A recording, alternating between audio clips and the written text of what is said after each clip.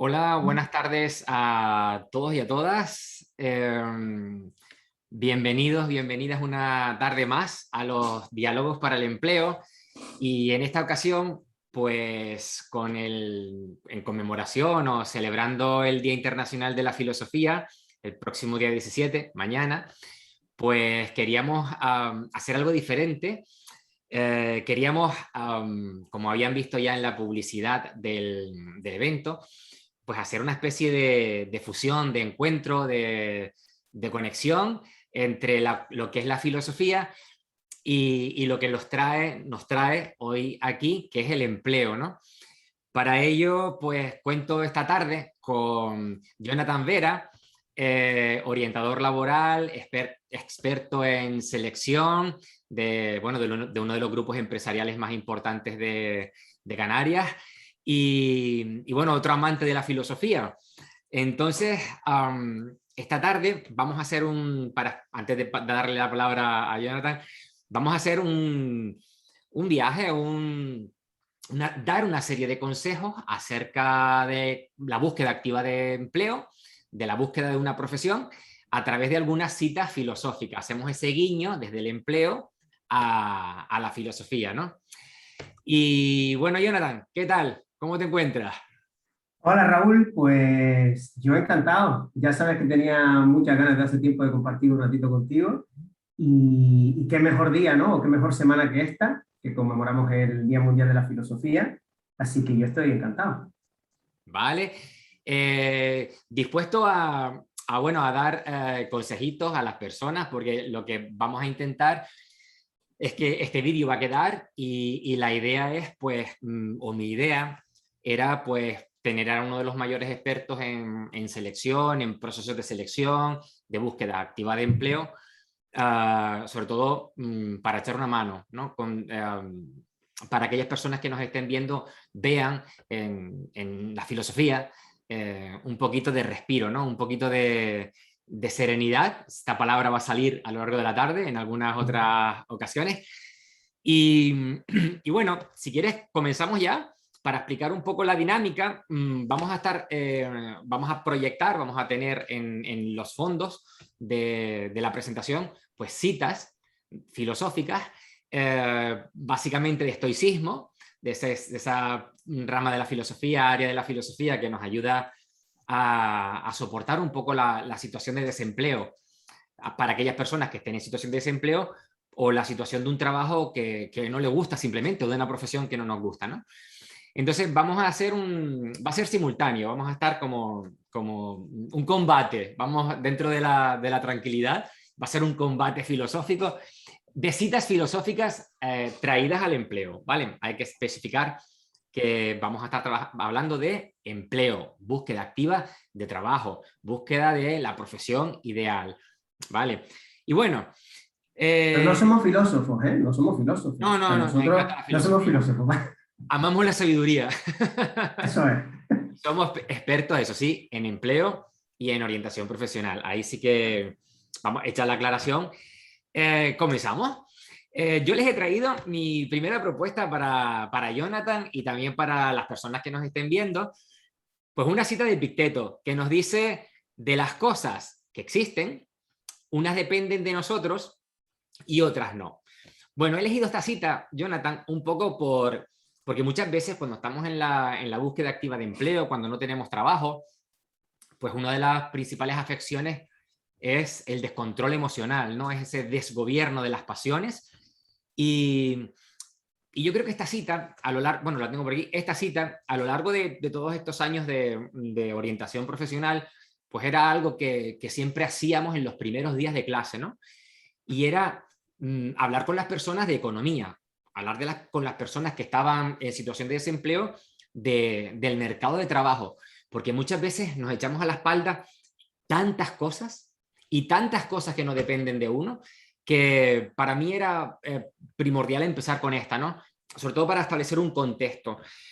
¿Por qué elijo esta cita de Epicteto? Bueno, porque básicamente yo como individuo tengo muy poco que hacer en la economía de un país y sabemos que si no encuentro trabajo o si no hay tanto trabajo no es porque yo no valga.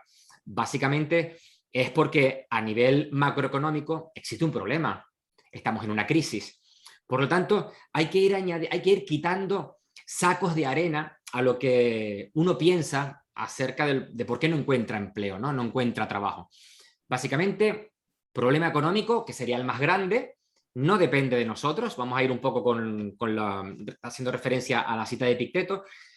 También porque si depende de alguien, esto de la crisis, esto de la crisis económica que llevamos desde 2008 prácticamente, por lo menos en Canarias, que es de donde les hablamos, haya mejoras económicas crisis, la ciudadanía canaria sigue empobreciéndose, ¿no?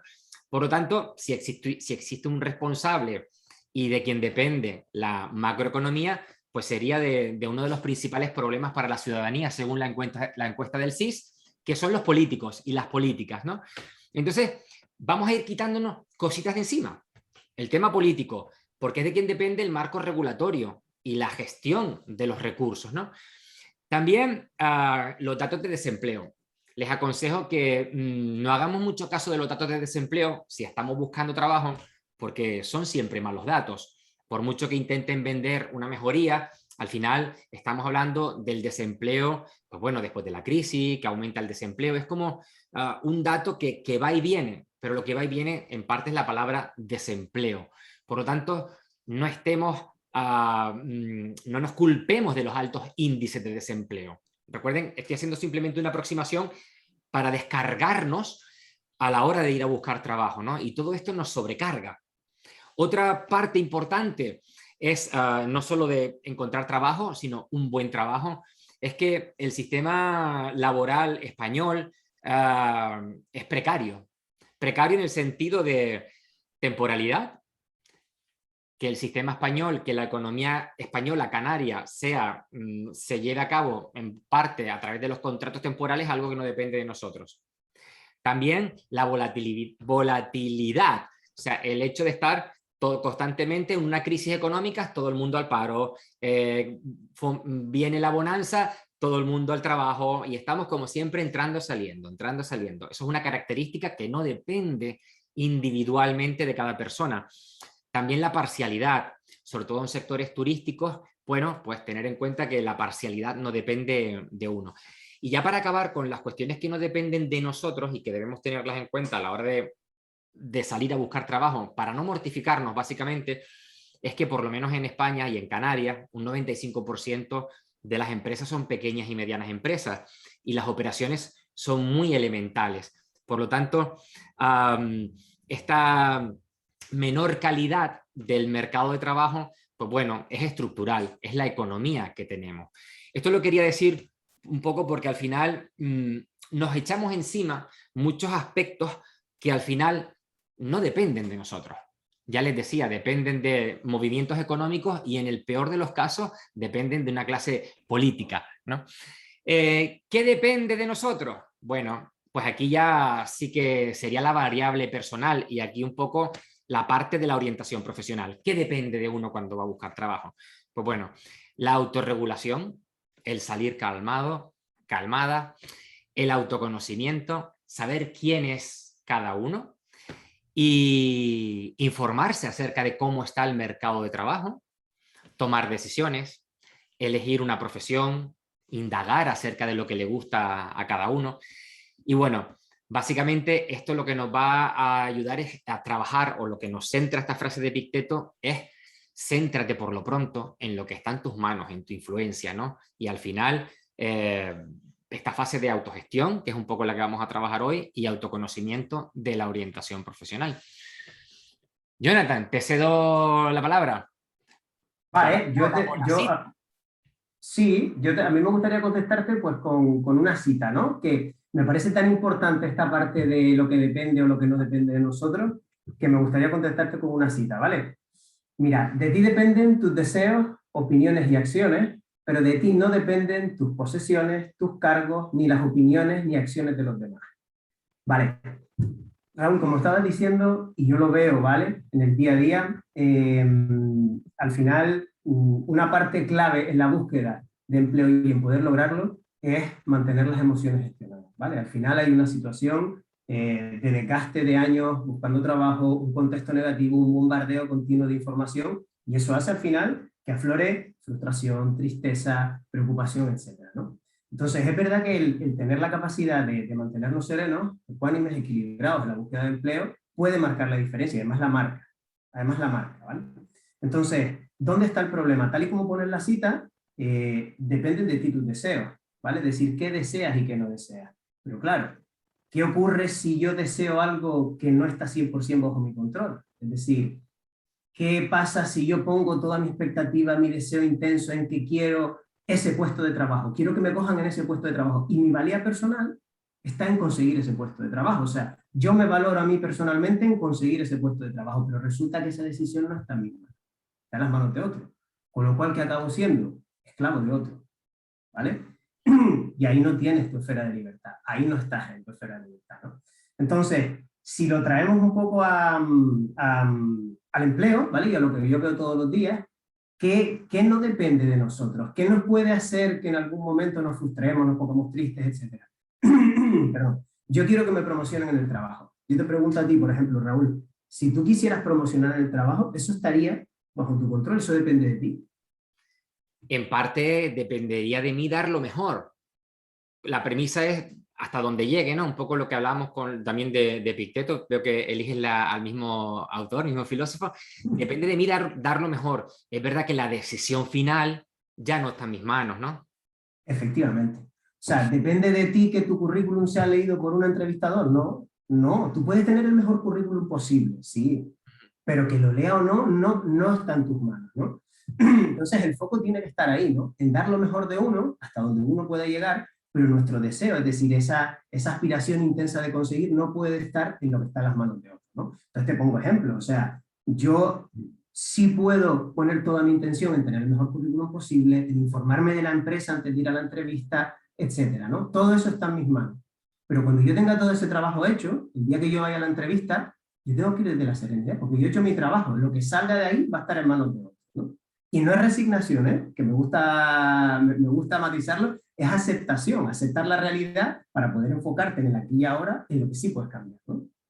También a lo mejor el hecho de llevar, ahora yo lo traigo al campo de la orientación profesional, el hecho de tenerlo claro, muchas veces cuando lo tienes tú claro y estás en esa entrevista de trabajo, ya tú mismo estás viendo que ese trabajo no es para ti, ¿no? Y entonces empiezas como a ir soltando de, bueno, voy a capear esta entrevista porque al final veo que no es lo que quiero, ¿no? Entonces a lo mejor llega a ti esa calma, pero desde un punto del autoconocimiento, ¿no? Me conozco también, sé tan bien lo que quiero, que cuando voy a esa entrevista de trabajo, al final ya voy viendo que esto no es para mí. Y por lo tanto, vamos a salir bien de aquí, ¿no? Un poco, se me ocurre Tal ese... cual, tal cual. Esa es la unión que yo creo que hay entre esa parte de orientación profesional y orientación laboral. Que la gente llega con tanta confianza respecto a lo que pueden dar y lo que no, y también respecto a lo que quieren y a lo que no, que igual pueden descartar a la empresa. Claro, claro que Sí. puede pasar. Claro que puede pasar. Es que muchas veces el hecho de lo de descartar la empresa o en un mismo periodo de prueba que tenemos tanto el trabajador, la trabajadora como la empresa la capacidad de desistir, muchas veces creemos que el periodo de prueba solo es para la empresa o el que te despidan solo es una facultad de la empresa. Digo, no, no, yo me puedo ir de la empresa cuando lo tenga claro, lo tenga programado, me puedo ir de la empresa, pero es ese miedo que tenemos, esa falta de autoconocimiento, porque al final cuando uno se conoce, se valora y es capaz de empezar a pensar acerca de si estar en esa empresa es lo que realmente se merece, pero se merece esa persona y esa empresa, ¿no? Entonces al final esa parte del autoconocimiento nos lleva también a esa fortaleza, creo, al crecimiento de la persona. Voy a poner la siguiente. Y dice así, de Séneca, los remedios para el alma fueron hallados por los antiguos, pero es función nuestra buscar cómo y cuándo se emplean. Aquí vengo un poco de la que traes tú, de la que has puesto, de esa calma, de esa tranquilidad, del no desear tanto. Y bueno, durante los procesos de selección y durante los procesos en los que uno está buscando a qué se quiere dedicar, que es un poco lo que trabajamos en la orientación profesional, el buscar esa profesión ideal, pues parten de la serenidad. Y yo traigo esta cita, ¿por qué? Porque en la filosofía encontramos también, sobre todo en la filosofía estoica, ese gobierno de las pasiones, ¿no? Esa búsqueda de la serenidad. Porque en los procesos de selección, en la búsqueda activa de empleo, lo último que buscamos es la serenidad, no sé por qué. O sea, nos preocupamos en buscar tanto activamente un empleo que olvidamos buscarlo desde la calma, ¿no? Por eso traía a Séneca para que prestara atención, porque ya desde la antigüedad nos decían que los remedios para la tranquilidad, en este caso, ya están. Los remedios para el alma, para la calma o la ataraxia, como dirían en filosofía estoica, ya existen. Pero bueno, existen desde el punto de vista de la filosofía como cualquier otro ejercicio de relajación. Llámenlo yoga, llámenlo meditación, respiración, relajación muscular progresiva, la que sea. Y es muy importante en estos procesos en los que vamos a buscar trabajo o en los que vamos a meternos dentro para buscar una profesión, pues tomárnoslo con serenidad.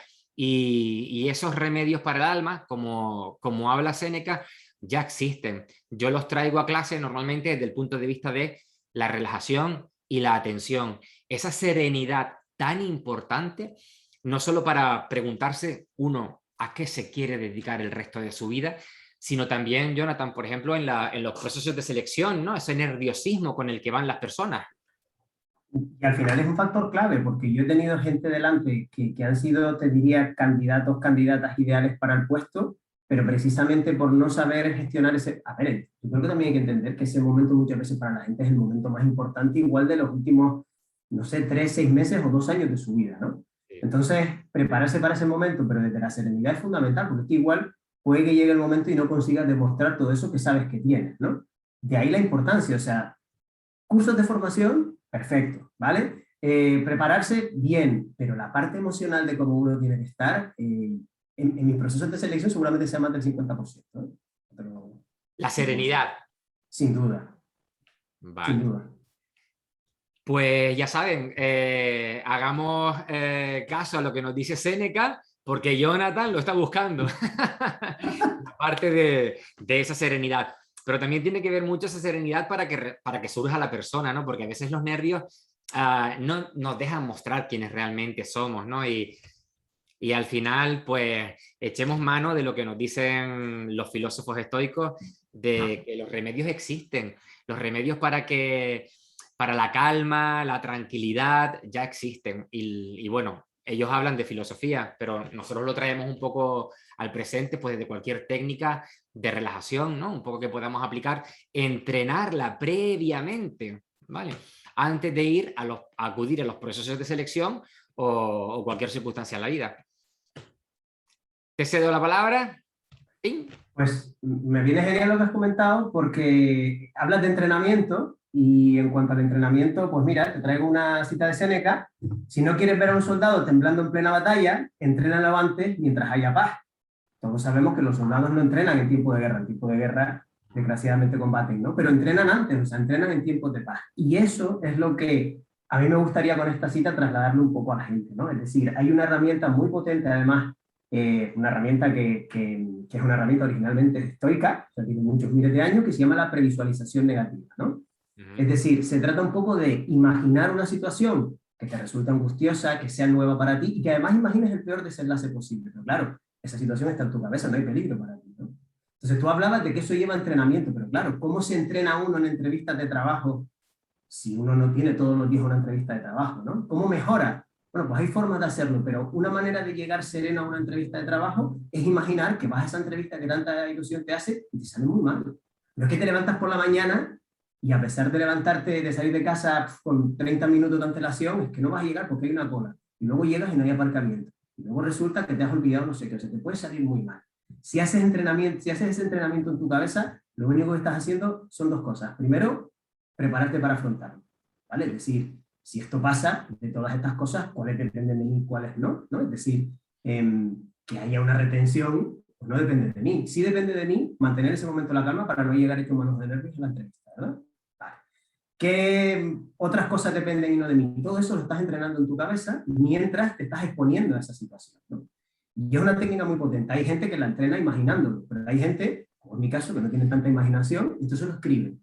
¿Vale? El día que fui a la entrevista me pasó esto, pero es que cuando vayas y te pase, primero que es difícil que te pase tan malo como te lo has imaginado, ¿eh? Eso por un lado. Y por otro, que es que aunque te pase, tú ya lo has vivido, ¿no? Y en tu cabeza ya lo has afrontado.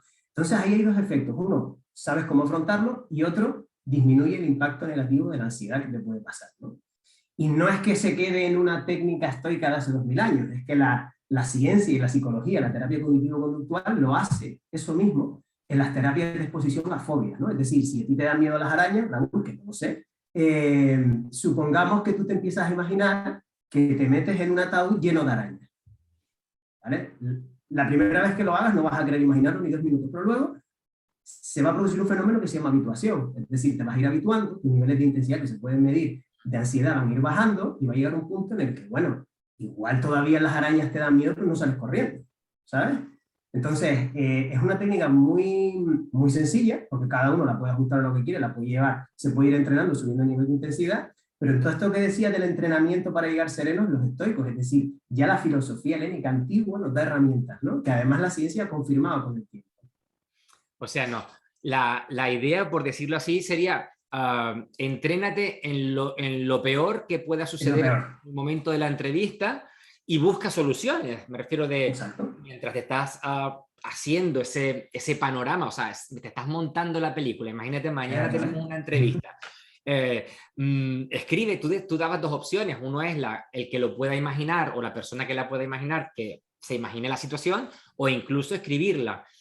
De hecho, a lo mejor escribirle nos da más, puede resultar un poco más útil porque cuando lo ves escrito puedes empezar a poner soluciones a cada Eso una de es. esas cositas que te iban pasando. Porque se trata no solo de experimentar lo malo, sino de cuando acabes de esa experimentación, te echas para atrás y dices, venga, y ahora voy a buscar posibles soluciones a esto que me puede pasar, ¿no? Efectivamente. Y al final llegas a ese momento de la entrevista, bueno, pues un poco más relajado. Quizás no te ocurra nada de eso, no creo que seas tan gafe que ese día te pase de todo, pero llegas con la tranquilidad de que pase lo que te pase, ya lo has visto, ¿no? Y tu cerebro ha reaccionado en cierto modo cuando lo estuviste practicando. Es una forma un poco de entrenarnos sin sufrimiento, aunque estemos entrenando en lo malo, en una mala experiencia profesional, mala experiencia de búsqueda activa de empleo. Yo creo que es mejor experimentarlo cuando lo imaginamos que no en directo, ¿no? Claro, claro. Y luego hay otra cosa muy importante, Raúl, y además muy interesante, y es que yo entiendo que probablemente la primera impresión de la gente sea, "Oye, pero ¿por qué me voy a imaginar que va a pasar lo peor? A ver si voy a ser gafe y me va". Pero es que los estudios, la ciencia nos dicen que las personas que afrontan esos pensamientos desagradables acaban siendo más resilientes que aquellos que los evitan o que se entregan a eso que tú y yo conocemos, ¿verdad? Que es el pensamiento positivo gratuito, ¿no? Tú piensas que te va a salir bien y te va a salir bien seguro. ¡Bum! Pues la ciencia lo que nos dice, claro, la ¡Bum! ciencia lo que no, porque es que no, hay cosas que no dependen de ti ni de tu pensamiento, ¿no? Entonces, la ciencia lo que te dice es, no, la gente que afronta pensamientos desagradables negativos acaba siendo más resiliente, ¿no? Claro, porque lo piensas, ya Claro, tienes un cerebro acostumbrado a buscar soluciones. Yo no quiero que nos quedemos en que imagina lo malo, lo malo, lo malo, lo malo. No, imagina lo malo para después imaginar la capacidad tuya de reacción. Yo creo que, y buscar posibles vías que a lo mejor cuando ocurra lo malo, quizás no sea esa la solución, pero ya te lo tomas un poco con más calma, ¿no? Porque no es nuevo, ¿no? No es nuevo.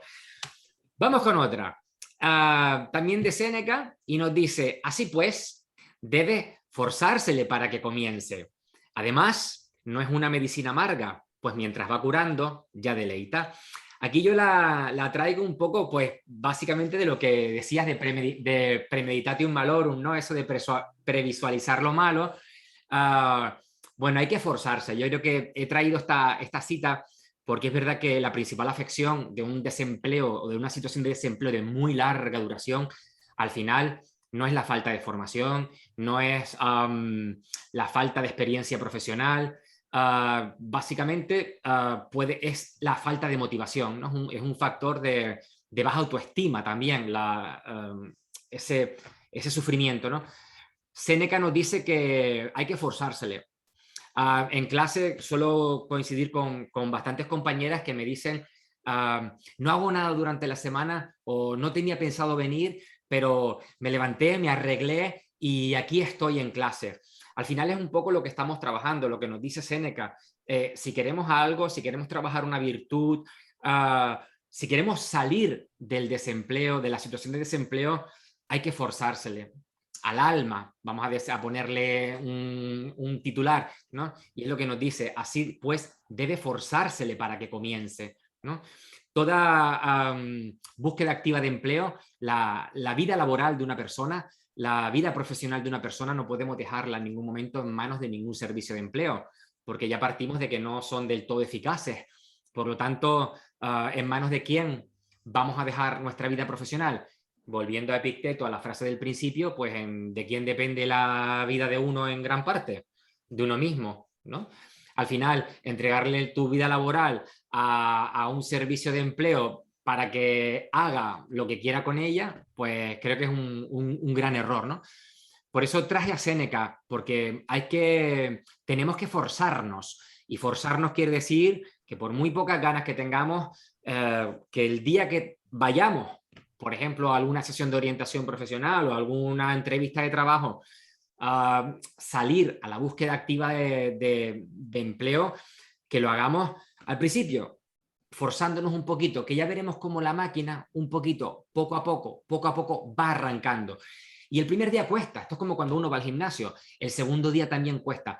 Pero después de entrevista tras entrevista, fracaso tras fracaso, que si quitamos la palabra fracaso y ponemos aprendizaje tras aprendizaje, una se da cuenta que bueno, que ese periplo, ese esfuerzo inicial, pues parece que has ido mejorando. Y esto lo vemos un poco, imagínense, por ejemplo, alguien que quiere trabajar en una peluquería y hace su primera entrevista de trabajo. Claro, si vas haciendo entrevistas en las peluquerías, te esfuerzas y tocas a la primera, entras con toda la vergüenza del mundo. Habrá con quien congenies un poco más, un poco menos, y en esas entrevistas poco a poco te vas informando de cómo funciona el sector, cómo funciona la empresa, y vas disfrutando. Y lo mejor de todo es que empiezas a vivir la profesión a través de las entrevistas de trabajo. Por eso es muy importante esas primeras incursiones, como suelo decir, en el mercado de trabajo, que al principio son duras, nos van a decepcionar, salvo que hagamos lo de la premeditación, ¿no? Pero que poco a poco, según la premeditación y el directo y la vida, el teatro, el show, que es el buscar trabajo, pues se va convirtiendo en un placer. Y ya la cuarta, la quinta peluquería a la que vas a hacer una entrevista de trabajo, es que ya hablas con una propiedad de lo que significa el sector, de lo que viven esas personas con las que has hablado, y al final disfrutas. Es cuando llega ese momento de disfrutar haciendo una entrevista de trabajo. ¿Te encuentras, Jonathan, personas que disfrutan de las entrevistas porque conocen el sector tal y como llegan? Sí, además, todo lo que comentas tú además lo pone en la cita, ¿no? Mientras va curando deleita, yo creo que eso es así, ¿no? O sea, el camino que uno recorre, y el camino no es voy a la primera entrevista y me sale bien, o sí, ¿vale? Pero no tiene por qué serlo. Pero lo que uno se va llevando de cada experiencia, es más, es que probablemente uno se va llevando dónde quiere y dónde no quiere trabajar. Es que el cómo una empresa te hace una entrevista, sinceramente pienso que dice mucho de cómo va a ser tu trabajo luego en ella, ¿no? Es decir, si tú vas a una entrevista y luego no te avisan de si te cogen o no, que suele ser algo habitual, yo creo que te dice un poco de la importancia que le dan las empresas a la gente, ¿no? Estás hablando por parte de la empresa. Claro, y por parte de la persona, yo lo que digo es que todo ese camino y de las empresas que te vas encontrando, te da información de qué quieres y no quieres para tu futuro, ¿no? Esta empresa, ¿cómo me acoge? ¿Cómo me hace la entrevista? ¿Cómo me han llamado para citarme? Todo eso es información que tú tienes, ¿no? Por eso digo que el camino te va haciendo crecer también. Sí. Es el hecho de, bueno, lo tenía yo en la próxima cita, la sigo ahora, pero te toca a ti, te toca a ti. Mira, me ha venido bien todo lo que has estado comentando. Para esta cita de Séneca, para investigar la verdad es preciso dudar en cuanto sea posible de todas las cosas. Entonces tú decías, no nos podemos o no deberíamos entregarnos a cualquier servicio de empleo que nos haga un itinerario. Bien, es que yo con esta cita, para mí era muy importante, y te lo comenté, hablar del pensamiento crítico, ¿no? Es uno de los pilares fundamentales de la filosofía, aplicable yo creo que a casi todo en la vida, ¿no? Desde que somos niños, adultos, etcétera. Pero yo creo que en esto del empleo, y más en estos tiempos, es fundamental que por lo menos la gente tenga la conciencia de reflexionar qué cursos de formación estoy haciendo. Estos cursos de formación que me están proponiendo hacer, ¿realmente están alineados con lo que yo quiero hacer? ¿Esto me hace a mí más competitivo en el mundo laboral? ¿Realmente lo estoy haciendo y no sé muy bien? ¿O lo estoy haciendo porque me están diciendo que lo tengo que hacer? Porque hay una subvención de no sé qué para el curso. No lo sé. Ese tipo de cosas. Es más, toda la información que nos llega a través de las redes sociales, ¿no? De lo mal que está el mercado de trabajo, de repente está muy bien, de repente está... Yo creo que es muy importante irse a fuentes fiables, ponerla en tela de juicio. Yo dudaría de todo. O sea, yo personalmente dudo de todo hasta que no me voy al dato, ¿vale? Hasta que no me voy al dato y lo investigo, a mí un titular en la prensa me dice poco si no entro a las tripas y lo investigo. O sea, me cuesta mucho dar las cosas por sentadas, ¿no? Y claro, en el caso del empleo, te lo he comentado alguna vez, o sea, a veces a mí me escama mucho ciertas cosas que leo en redes sociales. No soy el mayor fan, y hay excepciones evidentemente, de la autoayuda. Creo que hay un ciclo bastante perverso, sobre todo con la gente que lleva mucho tiempo en desempleo, de coges un libro de autoayuda, tú te sientes mal, entonces coges un libro de autoayuda porque es normal, o sea, ya no sabes qué hacer. Te lees el libro de autoayuda. ¿Qué es un libro de autoayuda?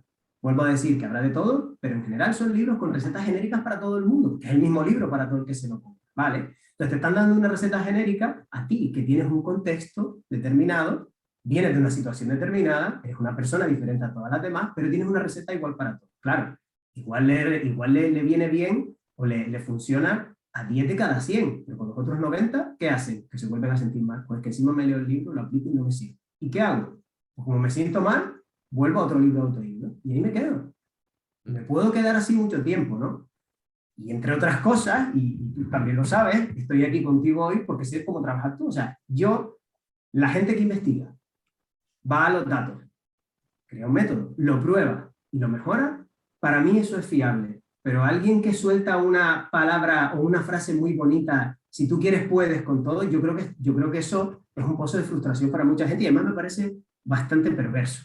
A mí Es, me lo parece.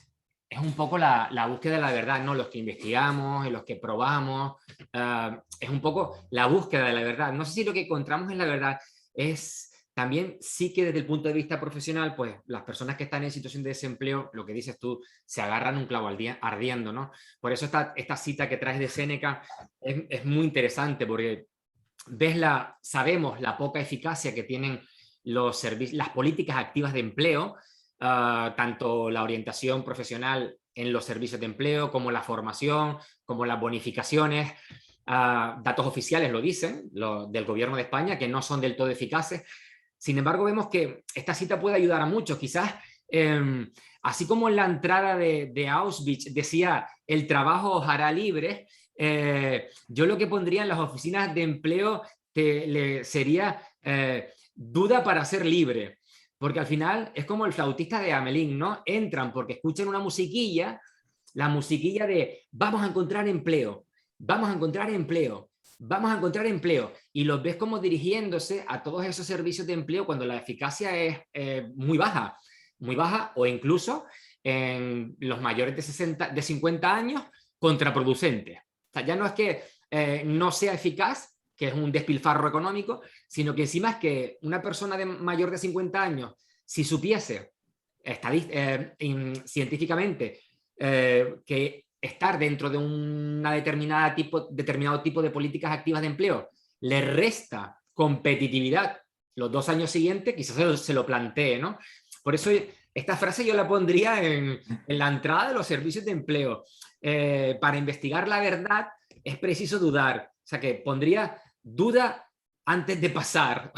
O sea, También creo, Raúl, que es justo decirle a la gente que a veces uno entra en las políticas activas de empleo porque tiene que entrar, porque son condición para otra cosa, para poder seguir manteniendo un subsidio, etcétera. Entonces, no digo que haya que poner en tela de juicio las cosas que tienes por obligación que hacer. Ahora bien, sí tienes que hacer una lectura de poner en duda todas aquellas que no lo sean. Es más, las que sean obligadas a hacer, también ponlas en duda, tú las haces, pero tienes que dar un paso atrás y decir, vale, pero ¿cuánto me implico? ¿Cuánto no? ¿Cuánto me va a traer? ¿Para qué? Yo creo que es Claro, fundamental hacerse esas preguntas. a eso te decía, a lo mejor me hace falta llenar la nevera.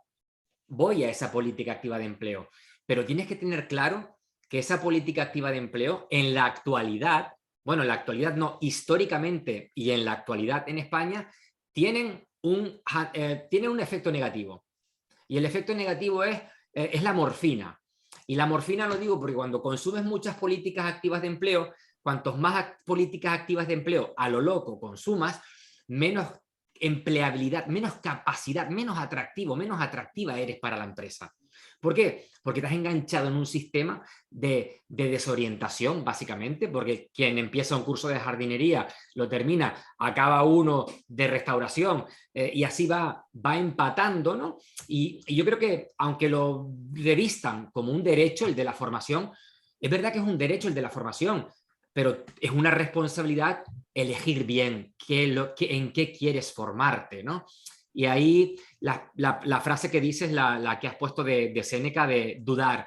Hay que, tal y como hemos estado hablando y desde mi experiencia profesional, con las personas con las que recibo totalmente defenestradas, incluso por los servicios de empleo, es preguntarles por qué no dudaron en algún momento de dónde se metían, ¿no? Bueno, y sigo. Seguimos la búsqueda activa de trabajo o de una profesión. Bueno, Séneca nos dice que cuando vayamos a buscar trabajo, pues nos preguntemos si nuestra alma es un rey o es un tirano. La alma que es un tirano es aquella que está gobernada por pasiones y no es racional, ¿no? Yo quitaría tirano y pondría mono loco, ¿no? Porque muchas veces quien va a buscar trabajo, quien está en una entrevista es un monoloco y no está la persona. Es como hablábamos antes de que tú buscabas la serenidad en tus procesos de selección y claro, si te va un monoloco, si su alma está alterada, agitada, aquello que ves delante de ti no es una persona, básicamente es un monoloco, ¿no? Entonces, traigo esta cita de Séneca aquí para que chequeemos, ¿no? ¿Qué están buscando las empresas? ¿Están buscando almas que reinen desde el punto de vista del gobierno de las pasiones, de la racionalidad? Porque al final son competencias personales, pero que son muy profesionales. Imagínate un puesto de trabajo donde ves a alguien que tiene un descontrol emocional y que no piensa lo que hace. Al final, esa persona no es útil, no es productiva para la empresa. Por lo tanto, hay que tener en cuenta que lo que están buscando las empresas son almas, por la cita que traigo, que reinen, no que sean tiranas, ¿no? Porque al final, el alma que reina sale la persona. Trayendo lo que decías de los procesos de selección, cuando esa persona, el alma de esa persona reina, vamos a decirlo así, surge la persona, surge el profesional. O sea, tú en el proceso de selección empiezas a ver la persona, porque está tan a gustito que sale lo bueno de esa persona. Sale no solo lo bueno, sino sale lo profesional que es esa persona. Y todo lo contrario, si su alma es un tirano o una tirana y viene ese mono loco a tu oficina a hacer ese proceso de selección, al final lo que sale es un sujeto descontrolado y al final estás viendo o un empleado o un desempleado más.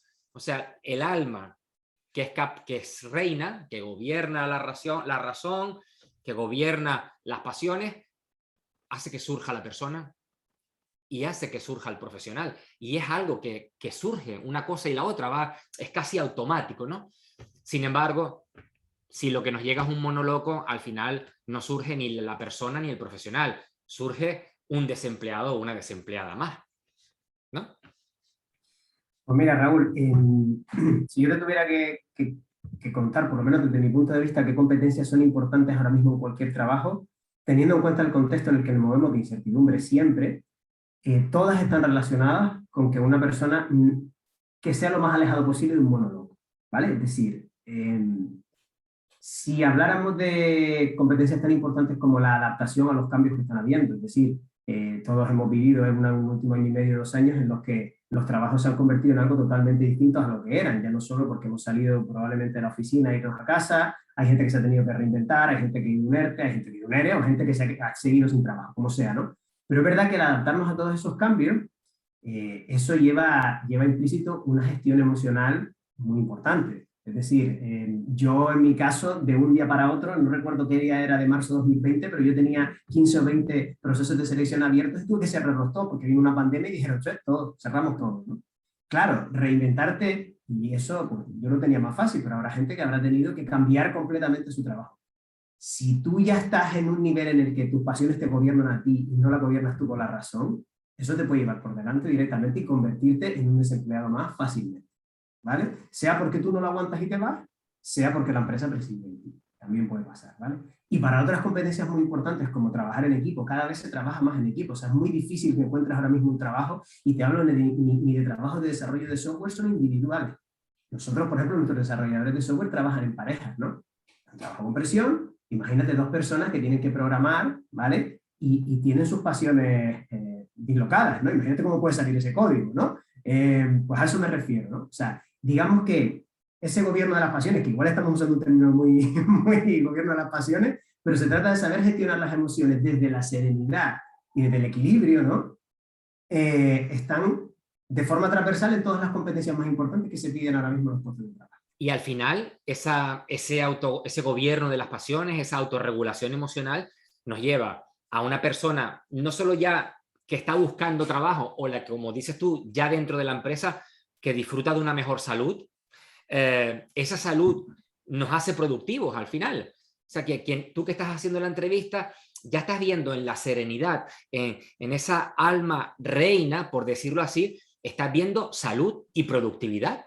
Y cuando la salud se convierte en productividad, se convierte en dinero, en beneficios para la empresa y también quizás en un mejor salario, porque al final estás aportando un montón a la empresa, ¿no? Estás produciendo.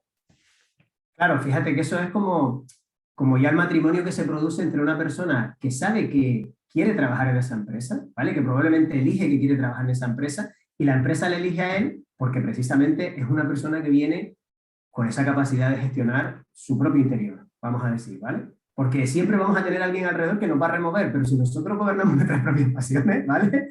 Hay otra cita que no la hemos puesto, de recuerda al despertarte que siempre te vas a encontrar con personas hostiles, etcétera. Sí, Marco Aurelio, esa la podemos poner otro día, venía muy bien, pero es que si no nos íbamos a alargar mucho, ¿no? Pero sí, efectivamente. Vale, te toca. Me toca. A ver, ¿qué nos compartes ahora? Sorprende. A ver, vale, pues mira, esto va de cómo no ser un mono loco, ¿no? A veces. De Epicteto. Quiero disfrutar de este espectáculo, pero al mismo tiempo mantener mi elección vital. Vale. Empezar un poco por qué es la elección vital según los estoicos, ¿vale? La elección vital de los estoicos es mantener una serenidad, una ecuanimidad y sobre todo una justicia hacia los demás, ¿vale? Ser prosociales con los demás, y cuando hablo de justicia no hablo de la justicia legal, sino ser justos, empáticos, tratar a la gente bien, ¿vale? Entonces, ¿a qué se refiere Epicteto? Epicteto aquí se refiere a que en su época, cuando se iban a los baños públicos, pues uno iba con la idea de pegarse un baño relajado, pero en los baños, ¿qué pasaba? Que la gente iba, había gente que iba muy loca, había otros que chapoteaban, y tu momento de tranquilidad era un momento en el que salías con los pelos, pues ya sabes, ¿no? Relujados. Entonces, ¿él qué decía? Él hablaba de una herramienta estoica, de nuevo, que se llama la cláusula de reserva, que tiene que ver con eso que siempre hemos oído de, si Dios quiere, aunque sea creyente, si el destino no lo impide, si nada lo obstaculiza. ¿Y eso en qué se traduce en algo práctico? Pues cuando yo voy a hacer algo, yo tengo un objetivo en mente. Perfecto, yo quiero ir al cine y me quiero divertir con la película. Pero antes tendré que imaginar, y esto se une a la previsualización negativa, de que probablemente tenga 2 butacas más allá, probablemente, no sé, 4 adolescentes tirándose roscas, ¿vale? Ojo, exactamente, y con el móvil deslumbrando. La pantalla aquí alumbrándote, ¿no? Claro, exacto. ¿Qué pasa? Tú llegas al cine. Muy bien, llego al cine, me siento y tengo a esa gente al lado. Lo que te dice Epicteto es, vale, tu objetivo número 1 era disfrutar la película, pero tu objetivo número 2 es mantener tu serenidad y tu prosocialidad, porque es que de la otra manera no ganas nada. Si tú en ese momento te levantas y le das 4 gritos y te enfadas y te acabas yendo del cine, no has visto la película, te has enfadado, vas a llegar nervioso y encima seguramente vas a tener una bronca en casa. Mira, ¿Cómo tú se traslada el empleo? hablas Dime. hablas del cine, pero yo me lo imagino antes de que entre, imagínate un proceso de selección, una dinámica de grupo. A eso iba. Ah, vale, que está todo el mundo fuera y empieza alguien de al lado. Uy, qué nervios, uy, no sé qué, no sé cuánto. Uy, Claro, efectivamente. Entonces, yo voy a ir a una entrevista o voy a ir a una dinámica de grupo. Mi objetivo número uno, hacerlo bien y que me cojan. Mi objetivo número dos, mi serenidad.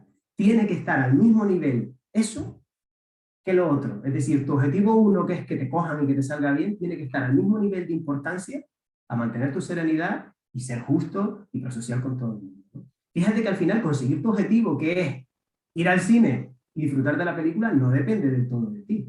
Ahora, mantener tu serenidad y tratar bien a todo el mundo, sí que lo está.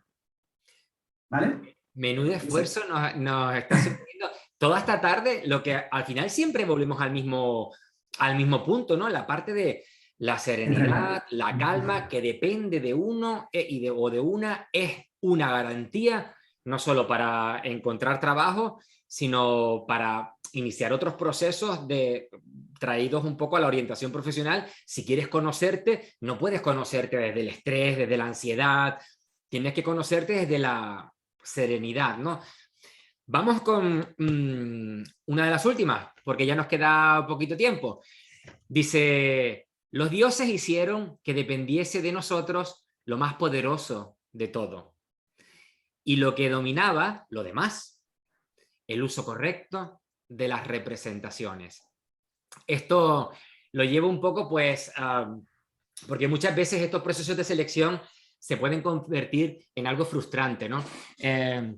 Lo que decías, que me salpiquen cuando salgo, cuando uno hace esas incursiones en el mercado de trabajo, se va a encontrar de todo tipo de personas. Yo sé que encontrarte a ti en un proceso de selección es una garantía, porque vas a ayudar a las personas, pero no todo el mundo tiene la preparación para hacer entrevistas de trabajo, ¿no? O cuando uno va a unos servicios de empleo y vienes con 2 carreras que has obtenido en la Universidad Nacional de un país determinado, de México, de Costa Rica, y resulta que vienes al servicio de empleo en España, lo primero que te dicen es que eso no sirve, ¿no? Entonces empiezan a minar cada vez más a la persona, a esa persona que se supone que tiene que estar brillante para sorprender, para iluminar en la entrevista de trabajo. Pero resulta que este proceso, de búsqueda activa de empleo, el paso por los servicios de empleo que te van quitando, que si no vale la formación que tienes, que si no vale los trabajos que has hecho de voluntariado, los trabajos por los que una empresa no te ha asegurado. Al final te empiezan a poner tanta basura encima, o mejor dicho, te empiezan a amputar partes de tu cuerpo que te quedas sin, cada vez siendo más pequeñito. Por eso es lo que nos dice en este caso la cita de Arriano, el hecho de, por mucho que te digan, por mucho que digan que no vale lo que tienes, por mucho que digan que la formación no es homologada, hay que trabajar el tener una representación digna de uno mismo. Ya decíamos que una de las principales afecciones que tiene el desempleo de larga duración es la baja autoestima, pero es una baja autoestima que en la persona que está en situación de desempleo, desafortunadamente en esta sociedad, pues se le ve como menos persona, tiene menos estatus, porque al final básicamente el trabajo se ha destinado a consumir y nosotros desafortunadamente en esta sociedad somos lo que tenemos o lo que podemos comprar, ¿no? Y si no tengo para tener ni para comprar, pues al final somos menos personas. Pues lo que nos trae esta frase un poco es del hecho de que estamos pasando por una mala situación, ¿vale? Una situación complicada de búsqueda activa de empleo, de situación de desempleo, recibir un subsidio que nunca es suficiente, pero no olvidemos que tenemos un regalo de los dioses, que es representarnos, ¿no? Y esta representación yo la uno a la dignidad de la persona. Pase lo que pase, vamos a representarnos como personas dignas que estamos soportando incluso una situación muy dura. Y que cuando tú puedes entrevistar a alguien y te cuenta, Jonathan, el hecho de que está allí delante de ti, está haciendo la entrevista. Quizás no viene impoluta como alguien que gane o que tenga un buen colchón económico, pero tú allí puedes que estés viendo una persona digna y una persona con muchas potencialidades, ¿no? De los valores que te está transmitiendo, de soportar y de sobrellevar una vida y, ¿por qué no, una empresa? Claro. Lo hablábamos tú y yo hace poco, el tema de los valores en las entrevistas de trabajo, ¿te acuerdas? Y para mí es clave. Y quiero que sea cada vez más clave. Es decir, los títulos dicen mucho del esfuerzo de la gente, de las capacidades que tienen. Perfecto, la formación también, pero las experiencias vitales de las personas, en un entorno además tan complicado y que no sabemos lo que va a pasar mañana, probablemente ya estén empezando a sumar un poquito más.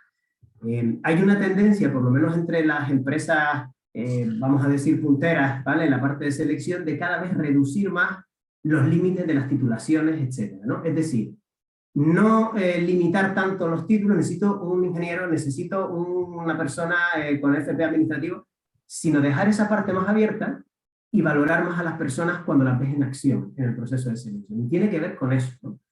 Se ha visto, hemos pasado de la titulitis, ¿vale?, a que ahora se vea que personas que están tituladas y con 3 máster igual ya no pueden desempeñar el trabajo por el peso tan grande que tiene la incertidumbre y otras competencias, como hablábamos antes, del trabajo en equipo, la importancia de la gestión emocional, de la inteligencia emocional, de cómo estoy yo y cómo está el otro. Esto que tengo que decirle que es una mala noticia, ¿se la digo hoy o no? Eso es muy importante, ¿vale? Entonces, yo personalmente, mi forma de hacer las entrevistas es casi de agradecimiento a que las personas me presten su tiempo y se interesen por trabajar en la empresa en la que trabajo yo. Entonces, que una persona me preste su tiempo, para mí ya, o sea, mi necesidad de hacerla sentir bien en la entrevista es fundamental. Yo por lo menos estoy bastante lejos de estas pruebas de algunas empresas en Silicon Valley, etcétera, de tirar algo al suelo a ver si la persona lo recoge. Yo creo que bastante mal trago a veces es ir a una entrevista como para hacérselo pasar. Te toca. Ya vamos finalizando una o dos más. Activamente. ¿Qué nos tienes preparado?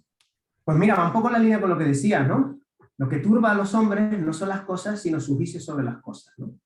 Yo aquí quiero lanzar un mensaje que va muy en relación a lo que tú decías, y es sobre todo que la gente tenga en cuenta que su valía no depende de lo que pase en un proceso de selección, su valía no depende, pues no sé, del físico que le haya dado Dios o quien sea, no depende del estatus socioeconómico de base con el que haya nacido, no depende de las cosas que tenga por ahí, sino qué hacen con las cosas que les han ocurrido, ¿no? Y ahí es donde el estoicismo te dice que es donde está tu ámbito de actuación, ¿no? Entonces, no, no algo que pasa afuera, o sea, lo que es la realidad, todas las personas lo asumen de la misma forma. Y te pongo un ejemplo muy sencillo, luego lo traslada a la parte del trabajo, ¿vale? Si tú eres una persona, Raúl, que le mordió un perro de pequeño y te crea un trauma y se te acerca un perro por la calle, pues probablemente tú sientas miedo, ¿no? Automáticamente, ¿no? Pero si yo soy una persona que soy amante de los animales, nunca me ha mordido un perro ni me ha hecho daño y he tenido perros siempre y se me acerca un perro, pues probablemente en mí se despierta la emoción de alegría, me agache y lo acaricie. Vale.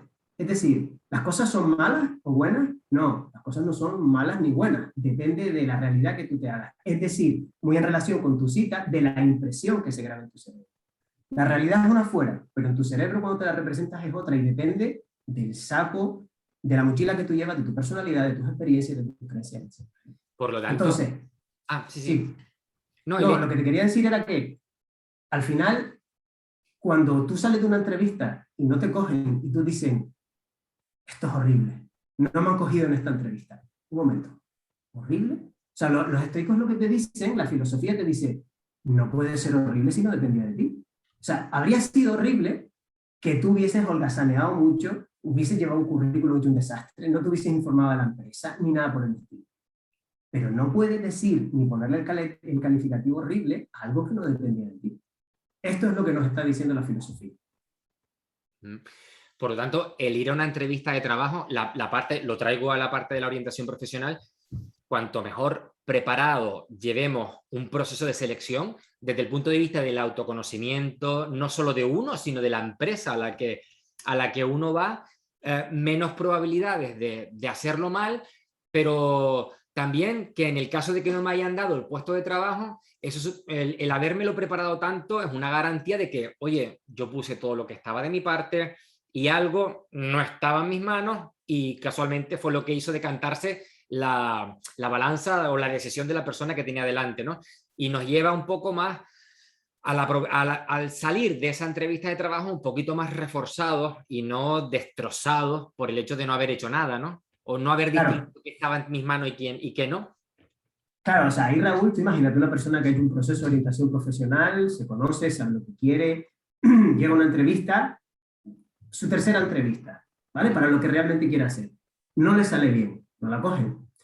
Pero cuando le da la noticia, lo que dice es, pues venga, para adelante. O sea, una experiencia más, ahora ya sé, tengo más experiencia, conozco más el sector, perfecto. Pero otra persona que no ha hecho ese proceso o que no está en ese punto todavía, ese no puede ser directamente calificado como horrible, irte a tu casa a llorar y no sabemos qué más, porque a lo mejor no sabe cuándo va a poder volver a tener otra entrevista, porque no tiene otras herramientas para conseguir más entrevistas. Entonces, es la gran diferencia entre haber hecho una buena orientación profesional y tener una orientación laboral, pues como Dios manda, a otras cosas que ocurren por ahí. Me viene a la mente ahora esto de el desempleo de larga duración y ahora lo que estamos hablando de un proceso de selección no bien llevados a cabo o procesos de orientación profesional no realizados hace que uno vaya a buscar trabajo y se dé de bruces con todo, ¿no? Claro, cuando tú no comprendes qué es lo que ha pasado, entiendes que eres tú el problema, ¿no? Esto también tiene mucho que ver con el hecho de que uh, una mala orientación profesional, una mala orientación laboral, un mal pensamiento crítico o una representación mental hace que nos pongamos encima heridas o heridas mal cicatrizadas. Y al final vamos acumulando entrevistas de trabajo cada vez con más heridas sin cicatrizar y al final vamos a la siguiente, pues con lo que decía, con una baja autoestima, con una desmotivación total. Y claro, fíjense dónde está la clave, está al principio, en el hacer una buena fase de orientación profesional, de autoconocimiento, de información, de toma de decisiones, porque al final eso te va a ayudar a decir, oye, es que yo lo he hecho todo.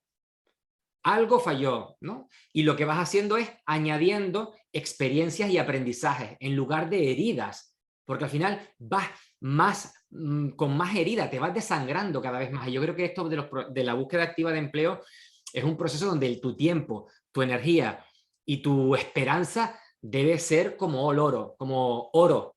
El hecho de mi tiempo es oro, mi esperanza es oro y mi energía es oro, ¿no?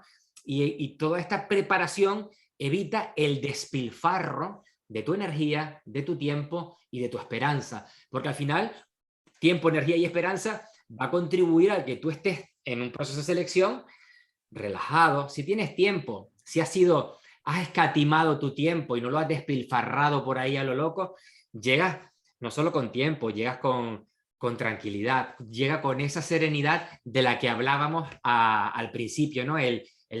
La buena preparación nos lleva a ser cautos con uno mismo y quieras o no, cuando llegue el momento de la actuación final, que es a lo mejor delante de ti en una entrevista de trabajo, pues esa persona esté brillante y no haya sido un cúmulo no se haya ido desangrando durante todo el proceso de búsqueda activa de empleo.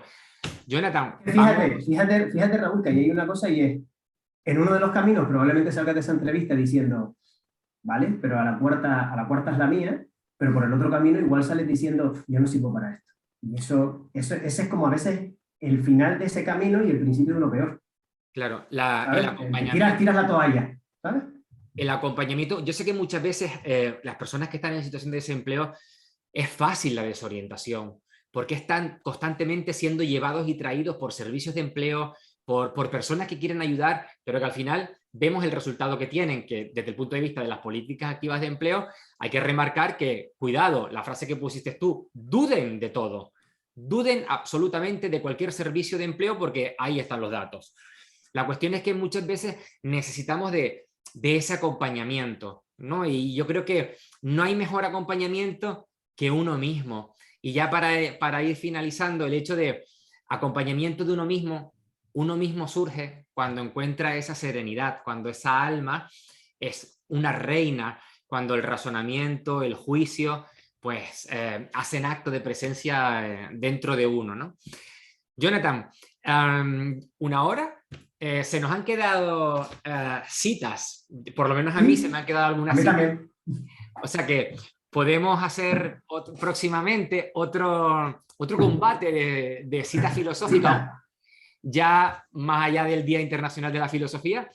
Y nada, te dejo para una última reflexión de la No, bueno, filosofía y el yo, empleo. Raúl, agradecerte el tiempo, ¿vale? Agradecerte el tiempo, me ha encantado y sobre todo decirle a la gente que mantenga su esencia, ¿vale? Que cuando la encuentren la mantengan, que la impriman en todo lo que hagan en la búsqueda de empleo y en un proceso de selección, en su currículum, en la entrevista. Si eres una persona alegre, es un currículum alegre. Vístete alegre para la entrevista, ¿no?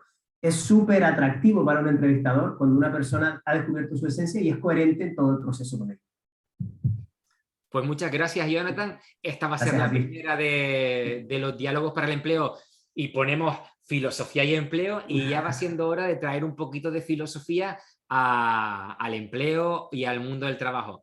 Gracias, Jonathan, y gracias a Gracias todas a las ti. personas que nos han estado viendo y que nos seguirán viendo. Compártannos a través de Facebook y otras redes sociales, pues un poco para traer la ética y la filosofía a los servicios de empleo y a la vida de las personas que están buscando trabajo. Saludos. Gracias.